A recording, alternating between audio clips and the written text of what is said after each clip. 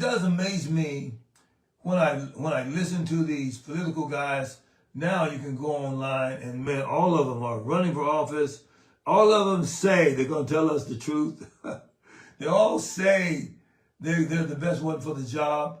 And all you have to do is go back one election cycle. Well, and you can look at it from your local elected official, go all the way back then to this on the state level, then go to the national level. Look at them. All of them are educated. Most of them have money. They all, in many cases, belong to some religion. Now, we're in a new day where we have a Muslim as a mayor of a city. We have a U.S. senator who is a communist. I mean, we don't even speak of sedition anymore in terms of what are the kinds of behaviors that should get you put in jail.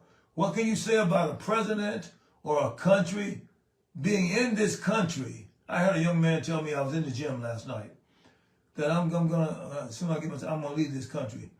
I talked to him, and he doesn't know he's a product of the information he's been listening to. But if he looks at his life and what's happened to him personally, he was too young to really even have experienced anything that was terrible. And there are some people that say, well, this is different than what you went through. The young man, you don't even know what we went through in the 60s and the 50s and Martin Luther King and all that stuff. You don't know about lynchings and numbers of things with Sanger and segregation and all these things that happened that led us all the way up to the 60s. The governors and dogs being set loose on us as a people group, all because people didn't want to treat people right. That pigmentation and race of a people that the majority race brought to the country. You brought them to the country and said, this is how you're going to live, and this is the standard you're going to live under. And it was all below the standard of God. Why? Because they've gotten away from God. There was religion, but the preachers wasn't holding the standard. So then we got to talk about revival. That is, again, a redemptive construct. So we're glad if we can gather and people can shout and even get healed, get delivered. And then you look at the general behavior of the public, it'll never be what heaven is like, as long as Jesus is not enthroned in the center of this life. So that's why you have this bishop here screaming right now. Here I am. I'm pounding. I'm sure pounding. But all because I care about you. All because this is reality. And I want it fixed. I was talking to someone the other day, and there are certain things they wouldn't tell another person because it would make them look like they weren't who they said they are. It's nothing but stupid pride. I mean, the person to hide from is God, and you can't hide from him. So if you're going to be able to stand before God in the great day, you need to stand before man in this day. I mean, be transparent, man. Goodness. Nope, I don't want a human being to know who I really am. So you're going to fake your life? You're going to act like a Christian and not be one? You're going to act like you have integrity and not have it?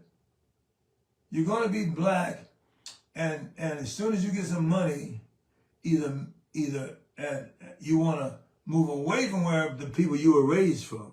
See, you don't want to live around African Americans, and you can be African American. You move in areas where whites live. Well, I thought you criticized whites for what they did in the past. Why you want to live around them? Why are you afraid of the people you are? Because you know they're not living right. So why do you keep talking against the race you still want to be around? It's all nonsense. But the goal of God for us is to hear the gospel, receive it, become it, and preach it. It doesn't matter what your vocation is.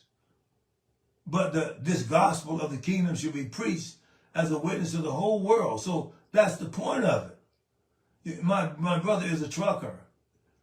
So out there in that world, he looks for opportunities to get the gospel out. One person said they look in the grocery store for somebody to talk to about the gospel. You go get your nails done as a woman. You talk the gospel. The gospel is what's going to bring the world around, and through legitimate people who are living it.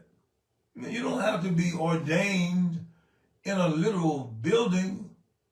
You are ordained by God to be like God, to be godly. Jesus died so that you could receive the ordination of the Father, meaning what God planned for bringing you into this world.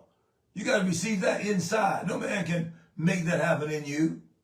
I don't care if they got miracles, signs, wonders working through their lives greatly. I've seen a lot of miracles in my life. I've cast devils out of people. But it doesn't transform a heart unless the Lord himself makes himself known inside of a person. And then you live it out. As a called one, not just living, you're called, summoned by God to be alive in this day. And your goal should be not to want to die until the will of God is fulfilled in your life, and until he's brought you to the full shape that Jesus is. You've ordained to be that. And God came out and said, Adam, and that's where Adam should have stood up for his wife and the future of mankind. When the Lord asked him, where are you? See, that was your time. You didn't stand up to the devil. Now stand up to God so you can get the earth straight, dude. Nope, didn't do it. I heard you walking in the garden, so I hid. I was afraid. You wasn't standing up to the one that loves you. He made you. Wasn't trying to hurt you. He's trying to reconcile you. Jesus was the lamb slain from the foundation of the world. He was trying to fix something. He knew you were broken down, not broken in your heart, because your pride was leading you now. Because you listened to the author of pride, which was the serpent, the devil in the serpent. You become a product of what you heard. See? That's a lot, isn't it? That's a lot. I'm screaming at you, but this is true. I'm telling you the truth, though. And so you got to get to you can be around nice people. You can have a pastor that can preach up a storm. But if it doesn't transform you, if you're not living better, if you're not growing, well, I just like these people. No, man. Your life is about expanding in terms of the things of God in your life. You're growing.